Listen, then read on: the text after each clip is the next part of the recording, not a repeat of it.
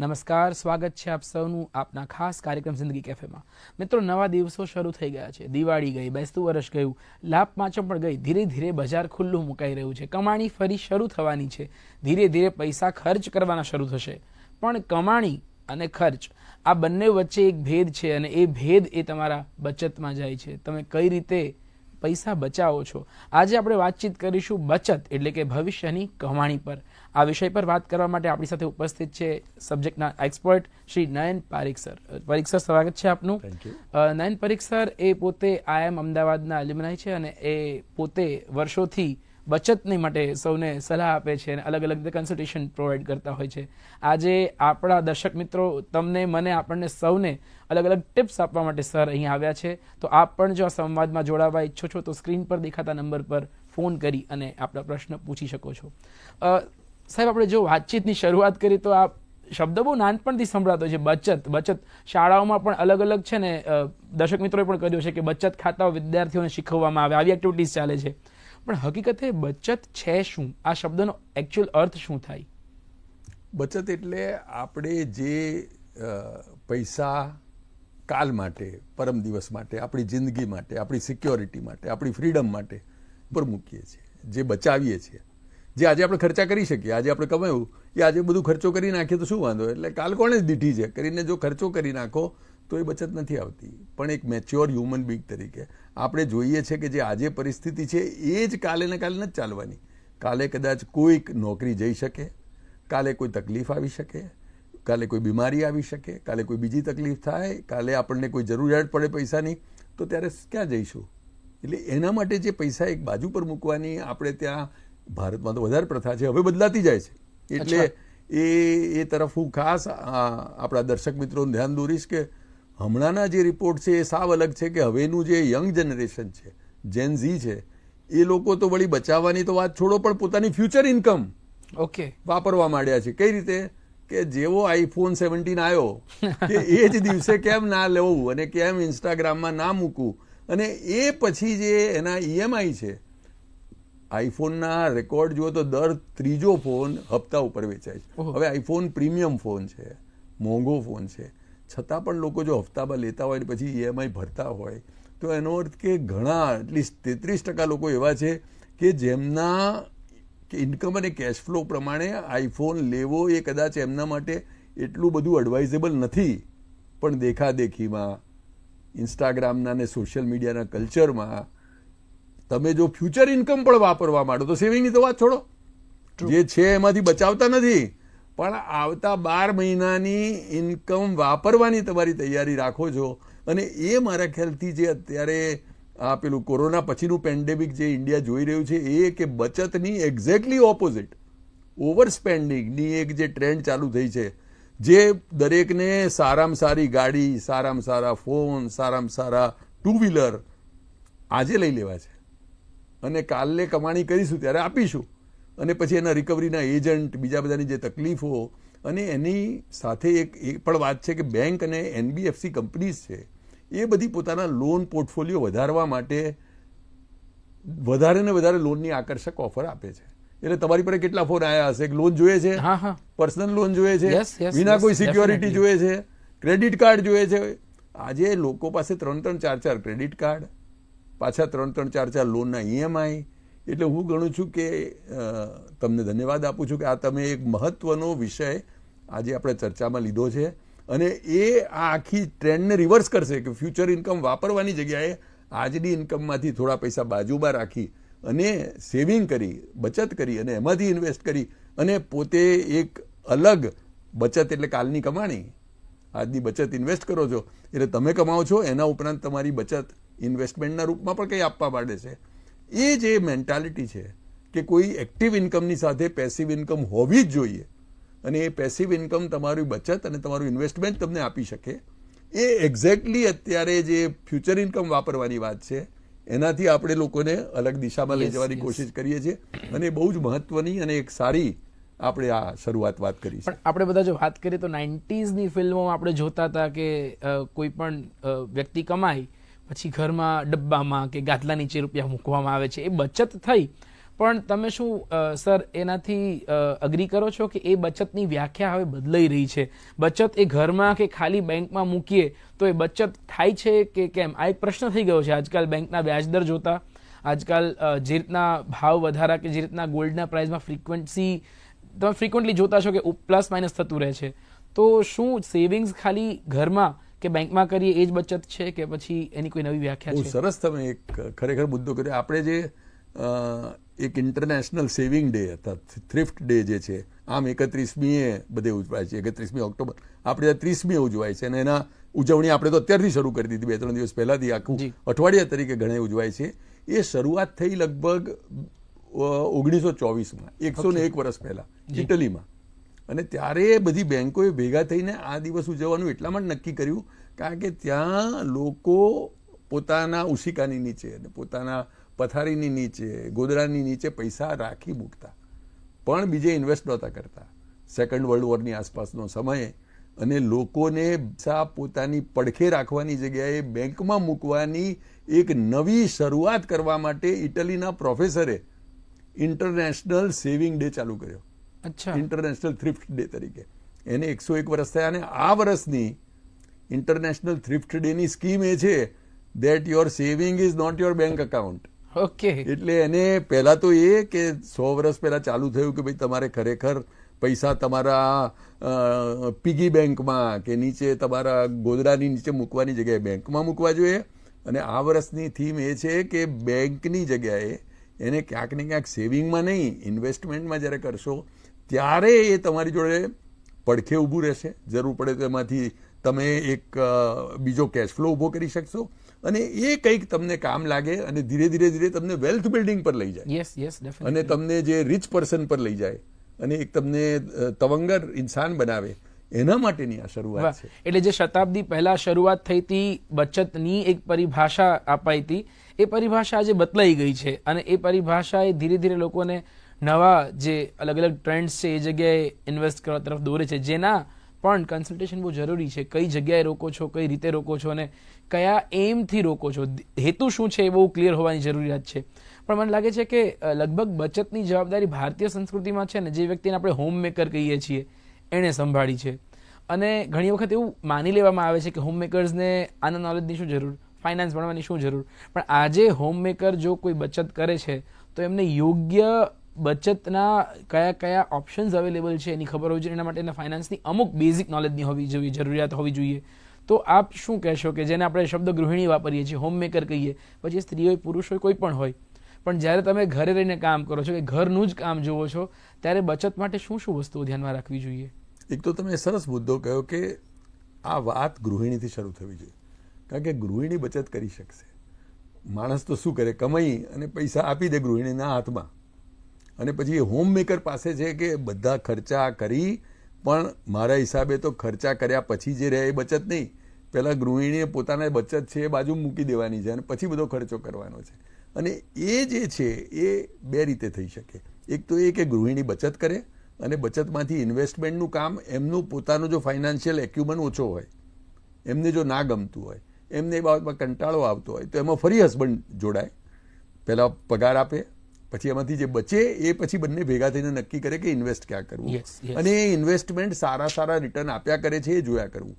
પણ જે પણ આપણા દર્શક બહેનો છે અને ગૃહિણીઓ છે, એમને હું ખાસ કહીશ કે એક તો એ કે બચતને મહત્વ આપે ખર્ચા કરતાં વધારે. આપણે અત્યારે ખર્ચાને વધારે મહત્વ આપીએ છીએ. ખર્ચો કર્યા પછી જે રહી ગયું એને બચત કહીએ છીએ. બચત બાજુમાં રહી રાખીએ અને પછી ખર્ચો કરીએ તો આપણી લાઈફસ્ટાઈલ જે છે એ આપણી ઇન્કમ અને બચત બંનેના ઓબ્જેક્ટિવને પૂરા કરશે. જો આપણે ખાલી ખર્ચો કરવા રહીશું તો આપણે એક સોશિયલ મીડિયામાં એક સારા માણસ તરીકે, એક પૈસાદાર વ્યક્તિ તરીકે, એક મોડર્ન વ્યક્તિ તરીકેની ઇમેજ ઊભી કરી શકીશું. પણ ઘરમાં જો ઠનઠન ગોપાલ રહેશે, ઘરમાં જો પૈસા નહીં રહે તો શું તકલીફ પડશે. એટલે ગૃહિણીને આ બાબતમાં સચેત કરવાની જરૂર છે. હું તો માનું છું કે આપણે કોઈ એક સિરીઝ ઓફ પ્રોગ્રામ કરવા જોઈએ આપણા જે દર્શક બહેનો છે એના માટે, કે ખરેખર એ કેવી રીતે બચત કરે. અને પછી મારા હિસાબે બચત પછીનું નેક્સ્ટ સ્ટેપ લે. આપણે ઇન્ડિયામાં શું છે, ઇન્ડિયામાં બચત કર્યા પછી એને સ્ટોક માર્કેટમાં કે બીજી જગ્યાએ ઇન્વેસ્ટ કરવા માટેની આપણી ટેન્ડન્સી બહુ ઓછી છે. 10-20% માંડ આપણે મ્યુચ્યુઅલ ફંડ કે બીજા થ્રુ છે સ્ટોક માર્કેટમાં ઇન્વેસ્ટ કરીએ છીએ. અમેરિકામાં આપણાથી બચત બહુ ઓછી છે, એટલે લગભગ 10%ની આસપાસ એ લોકો બચત કરે છે. આપણે લગભગ 30%ની આસપાસ બચત કરીએ છીએ. ચાઇના આપણાથી થોડું લગભગ ઓછું, લગભગ 20% આસપાસ બચત કરે છે. પણ અમેરિકાના જે બચત છે એને એ લોકો ઇન્વેસ્ટમેન્ટમાં કન્વર્ટ કરવામાં જરાય થડકતા નથી. આપણે લોકો બચત કરીએ છીએ વધારે, પણ પછી એને ઇન્વેસ્ટ કરવા વાળું આવે છે ત્યાં આપણી સેફટી નીડ આવી જાય છે. એટલે ગૃહિણી એમ વિચારે કે ના ભાઈ આ પૈસા તો મારા સેફ છે, આ મારે કંઈક ને કાલે જરૂર પડે એવી છે, એમાં મારે કોઈ રિસ્ક નથી લેવું. પણ એમાં સમજવાની જરૂર છે કે જો આપણી પાસે 8 થી 10 વર્ષના પૈસા હોય, આપણી પાસે આ જીવનકાળની જો બચત હોય, કારણ કે એની જરૂર નથી પડવાની, તો એને એવી રીતે ઇન્વેસ્ટ કરીએ જેથી એ સૌથી વધારે રિટર્ન આપે. હું બધાને કહું છું કે તમે સવારમાં ઉઠીને પોતાની જાતને તૈયાર કરીને નોકરી કે ધંધા ઉપર લઈ જાઓ છો, થોડી તબિયત ખરાબ હોય તોય લઈ જાઓ છો. એ જ રીતે તમારા પૈસાને પણ તમારે કામે લગાડવા પડશે. જો પૈસાને, બચતને કામે નહીં લગાડો તો તમે પોતે મહેનત કરશો, બીમાર પડશો, થાકશો, પણ તમારા પૈસા જે છે એને જો કામે નહીં લગાડો, એ જો તમારા માટે રિટર્ન નહીં જનરેટ કરે તો તમે આખી જિંદગી મજૂરી કરશો. એના કરતાં તમે જો આ પૈસાનું એક ઓલ્ટરનેટ રેવન્યુ અને કેશ સ્ટ્રીમ ઊભી કરશો તો તમે પોતે રિટાયર થઈને શાંતિથી જીવી શકશો. તમે પોતે મારે ખાસ તો આપણા ગૃહિણીઓને જે પૈસાની કમ્પાઉન્ડિંગ ઇફેક્ટ છે એ કહેવું છે. એટલે પૈસાની કમ્પાઉન્ડિંગ ઇફેક્ટ એવી હોય છે કે શરૂઆતમાં ધીરે ધીરે શરૂ થાય, પણ 10 વર્ષ પછી તમને એવા રિટર્ન આપે કે તમે માની ના શકો. એ મેજિક ઓફ કમ્પાઉન્ડિંગ કહે છે. એટલે એ જે સેવિંગ ને ઇન્વેસ્ટમેન્ટ સાથે જે પૈસા પડ્યા રાખો અને જે 10 વર્ષમાં પછી એને કમ્પાઉન્ડિંગ થઈને જે રિટર્ન મળે, નહીતર એ પેલું લૂપ જેવું થાય છે કે તમે એ લૂપમાં છો, કમાઉં છું વાપરું છું, કમાઉં છું વાપરું છું, એની બહાર નીકળવા માટે બહુ જરૂરી છે. અને આવો જ એક બચતને લગતો કોઈ પ્રશ્ન લઈને મહેસાણાથી આપણા એક દર્શક જોડાયા છે, રમેશભાઈ. જી રમેશભાઈ, આપનો પ્રશ્ન જણાવશો. હા સાહેબ, મારો પ્રશ્ન એ છે કે મેં કઈ રીતે બચત કરી સાહેબ ખબર છે? પર ડે સાહેબ 100 રૂપિયાના હું ગુટકા ખાતો પર ડે. અને સાહેબ તમારા જેવા એક ગુરુ મળી ગયા કે રમેશભાઈ આજથી તમે બંધ કરો, ગુટકા નહીં ખાવાના. તો મેં પ્રતિજ્ઞા લીધી કે હવે નહીં ખાવાના. એટલે દિવસના 100 રૂપિયા ગલ્લામાં નાખવાના. સાહેબ 5 વર્ષ થઈ ગયા, 1 કિલો ચાંદી લઈને બહેરીને આપી, એટલી આમ નાચવા મળી, ખુશ થઈ ગઈ. અરે તમારી તો વાત એવી છે કે તમે તો શું પેલી જે આપત્તિ છે એને અવસરમાં પલટી નાખી. બીજો બધો માણસ તો કરે, પણ તમે તો જે ઉપરથી ખોટો ખર્ચો થતો હતો, હેલ્થ પણ બચાવી, પૈસાય બચાયા અને પૈસાની ચાંદી કરી નાખી, એ બીજી વાત કરી. એટલે તમે તો એકદમ મારા ખ્યાલ તમારા ઉદાહરણથી બીજા લોકો પણ પ્રેરિત થાય અને આવી ખોટી આદતમાં પૈસા જતા હોય ખાસ રોકે અને એને પોઝિટિવમાં લઈ જાય. તો ઊંડા અંધારેથી પ્રભુ પરમ તેજે તું લઈ જા. એ પ્રમાણે જે આપણે પૈસા ખરાબ હેલ્થ માટે વાપરતા હતા એને તમે એક પોતા ઇન્વેસ્ટમેન્ટ કર્યું, એ તમને અભિનંદન છે, તમને ને તમારા વાઈફને બંનેને, અને બહુ સરસ કર્યું. આ પણ તમારા ધર્મપતિ તમને રસ્તા સુધી લઈ ગયા એટલે એ પણ અભિનંદનને પાત્ર છે. આવો જ એક પ્રશ્ન કોઈ લઈને ગોરધનભાઈ ભરૂચથી જોડાયા છે. જી ગોરધનભાઈ, આપનો પ્રશ્ન જણાવશો. હા નમસ્કાર. નમસ્કાર. હા સાહેબ, ગામડાના અભણ અને અજ્ઞાત વ્યક્તિને પોતાના પૈસાની બચત કરવી હોય તો જંબુસરમાં તો જંબુસર તાલુકો તો ગામડા તાલુકો છે, અજ્ઞાત વ્યક્તિ વધારે હોય છે. તો આવા લોકોએ કઈ બેંકમાં વધારે સુરક્ષિત બચત રહે એ વિશે માહિતી આપો સાહેબ. જી, એક તો એ છે કે આપણે ગમે હવે ગામડા હોય પણ તમારી પાસે જો 10 વર્ષથી લાંબા ગાળાના પૈસા હોય તો તમારે એને શેર માર્કેટમાં કોઈ મ્યુચ્યુઅલ ફંડ થ્રુ રોકવા જોઈએ. એટલે એક મ્યુચ્યુઅલ ફંડ એવી વ્યવસ્થા છે જે એ લોકો પછી 10-15 શેર નક્કી કરે, 20 સારા શેર નક્કી કરે અને એમાં તમને એક સારું રિટર્ન ડબલ ડિજિટમાં મળી શકે. આપણને બધાને ખબર છે કે આપણી મોંઘવારી 5% વધે છે, એટલે 5-6% કમાઈએ ત્યાં સુધી આપણે ખરેખર કંઈ કમાતા નથી, કારણ કે મોંઘવારીમાં એટલા પૈસા જતા રહે છે. 6%ની ઉપર જે કમાવું છે એના માટે તમે શરૂઆત ભલે બેંકથી કરો અને બેંકથી પછી તમે મ્યુચ્યુઅલ ફંડ તરફ જાઓ અને મ્યુચ્યુઅલ ફંડ થકી આપ શેર બજારમાં રોકો. જે લાંબા ગાળાના પૈસા છે, 10 વર્ષના ઉપરના પૈસા છે, જે 10 વર્ષથી ઓછા પૈસા છે એ તમારા બેંકની એફડી કરો, એવી કંઈક રીતે કરો કે જેથી તમને સારું રિટર્ન મળે. સરકારની ઘણી પેન્શનની યોજનાઓ છે, એટલે એમાં તમને 7-8%ની આસપાસનું રિટર્ન મળે તો બી તમારું એટલીસ્ટ એક જે મોંઘવારી છે એના ઉપર તમે 1-2-3% કમાઓ અને પછી જેમ જેમ તમને ટેવ પડે એમ જેમ જેમ તમારી 10 વર્ષથી ઉપરની 7-8 વર્ષથી ઉપરની જે બચત હોય કે જે તમારી જરૂર ના પડે એને તમે આવી કોઈક જગ્યાએ રોકો જ્યાં મ્યુચ્યુઅલ ફંડ થકી ભારતની ઇકોનોમીમાં રોકો છો, શેર માર્કેટમાં રોકો છો. અને ભારતની ઇકોનોમી અત્યારે વિશ્વની સૌથી ઝડપથી વિકસતી ઇકોનોમી છે. આપણી ઇકોનોમીના 7-8% દરે આપણે વધી રહ્યા છીએ. એટલે બધી કંપનીઝ 10-12% વધે છે. એ તમને રિટર્ન મળે એ માટે તમારે ચોક્કસ કોશિશ કરવી જોઈએ. જી, આપણે જે શરૂઆતમાં જ કહ્યું, હમણાં જ બ્રેક પહેલા જ કહ્યું કે આપણે મ્યુચ્યુઅલ ફંડ્સમાં કે શેર બજારમાં રોકાણ કરીએ, પણ ઘણા ખરા કિસ્સામાં વ્યક્તિને પોતાને નથી ખબર હોતી કે હું આ રોકાણ થકી ઈચ્છું છું શું, મારા આ પૈસાથી મારે શું કરવું છે, કે મારા બીજા પૈસા છે એનું મારે શું કરવું છે.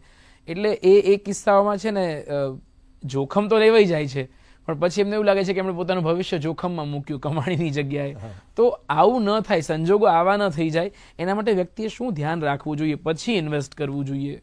બિલકુલ, તમે બહુ સરસ વાત કરી કે ખરેખર તો એક ફાઇનાન્શિયલ પ્લાનિંગ કરવું જોઈએ પોતાનું, કે તમે આ પૈસા થકી શું ઈચ્છો છો. આ પૈસા થકી તમને ઘણા એવા હોય છે કે ફ્રીલાન્સર હોય છે, એટલે એની ઇન્કમનો કેશ ફ્લો બહુ જ અનઇવન હોય છે. એટલે એને એમ લાગતું હોય કે ભાઈ મારે કોઈ વાર નહીં આવે ત્યારે જરાય નહીં આવે, આવશે ત્યારે આટલા આવશે, એ મારે ઇવન કરવા માટે કરવો છે. એટલે જ્યારે નહીં આવે ત્યારે હું એમાંથી લઈ શકું પૈસા, અને મારો ટેક્સનો ને બીજો ધારો કે માર્કેટના ફોર્સીસના કારણે ડિસએડવાન્ટેજ ના થવો જોઈએ. તો એણે વધારે ઇક્વિટીની જગ્યાએ ડેટમાં જવું જોઈએ, કારણ કે એને ખબર છે કે મારો પર્પઝ જે છે એ મારો કેશ ફ્લો અનઇવન છે એને ઇવન કરવાનો છે. પણ કોઈને એમ હોય કે ના મારે હવે 10 વર્ષ સુધી જરૂર નથી, પછી મારે મારા છોકરાના એજ્યુકેશન માટે પૈસા જોઈએ છે. એક પર્પઝ તમે જે કહ્યું એ વધારે મહત્વનું એટલા માટે છે. તો તમારે 10 વર્ષ વાંધો નથી, તમે મ્યુચ્યુઅલ ફંડમાં મૂકી શકો, તમે શેર માર્કેટમાં રોકી શકો, 10 વર્ષનો ગાળો છે.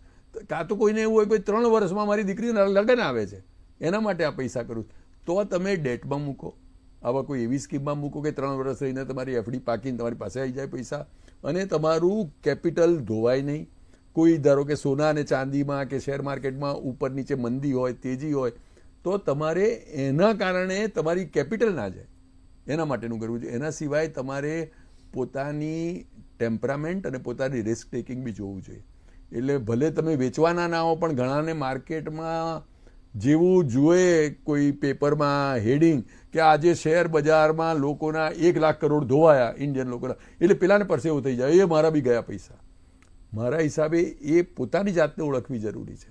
હસબન્ડ વાઈફ વચ્ચે ઝઘડા થઈ જાય, અરે તમને ના કહ્યું તું, આમાં ઇન્વેસ્ટ કર્યું, એના કરતાં આ કર્યું તો સારું. એટલે તમે જે છે એ એક જે ફાઇનાન્શિયલ મેચ્યોરિટી છે કે આ બધું થતું હોય તોય તમારી જે માનસિકતા છે એ સ્વસ્થ રહે, તમારી તબિયત સ્વસ્થ રહે, એ પ્રકારનું રિસ્ક લો, અને એ પ્રકારની ફાઇનાન્શિયલ મેચ્યોરિટી કેળવો કે આ મારે 10 વર્ષ ક્યાં જોઈએ છે.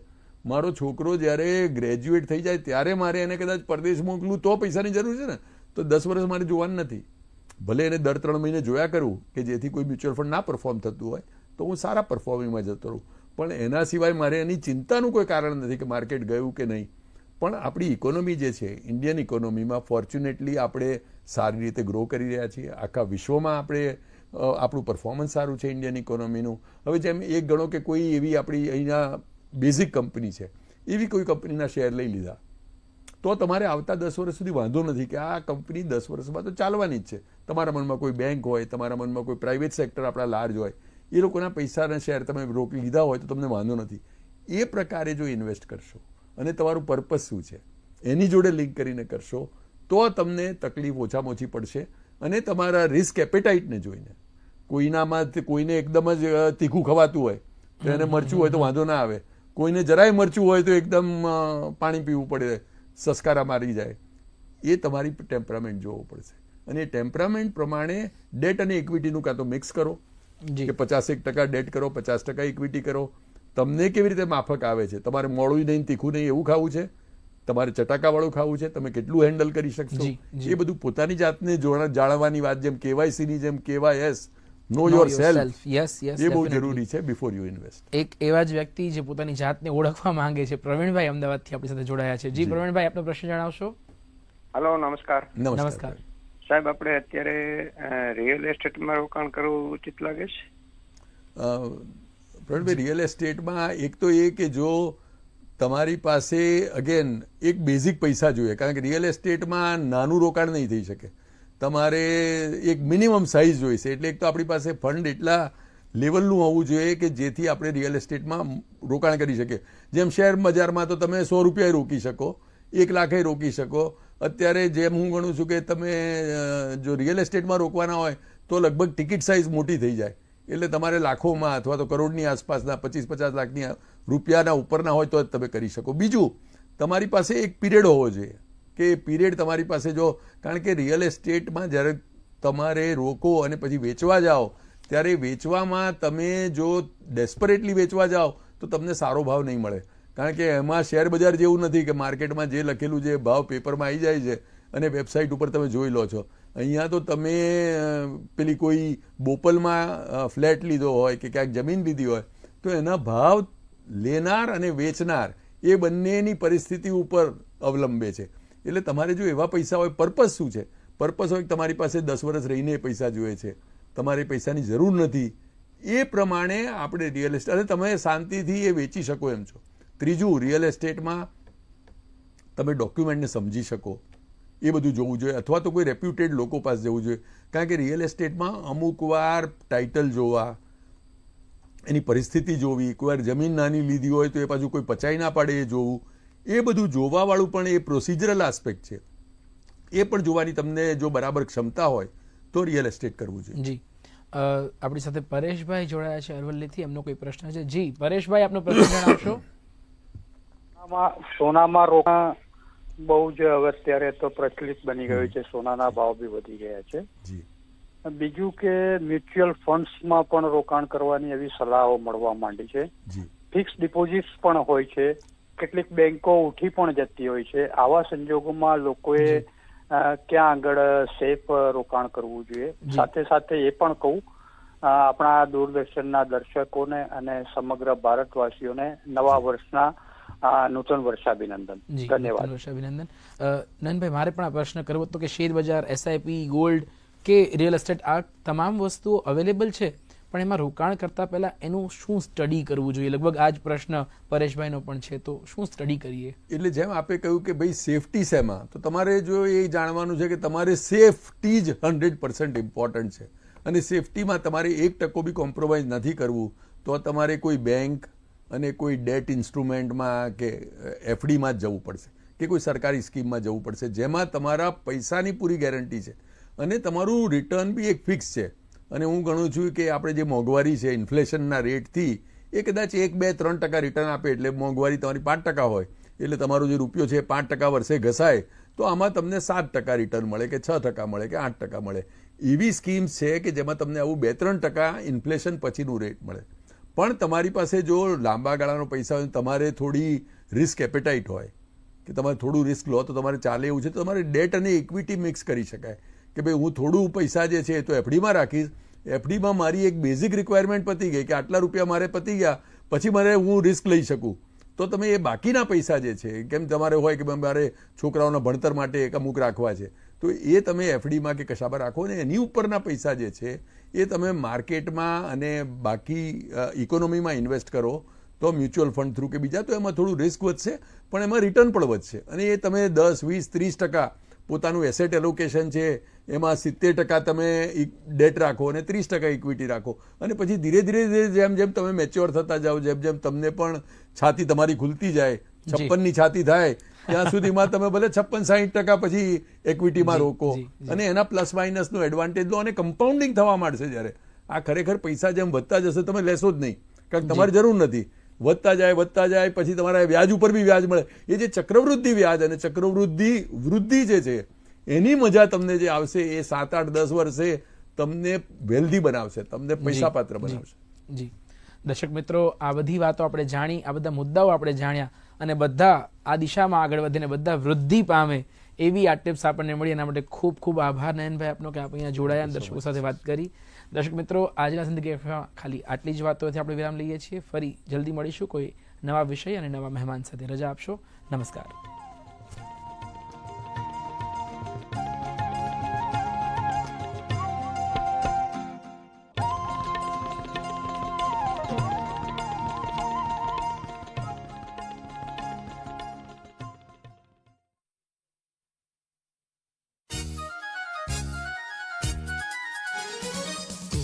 દુનિયાની વાતો ગોળ ગોળ લાગે, રોજ રોજ તકલીફોના શરણાઈ ઢોળ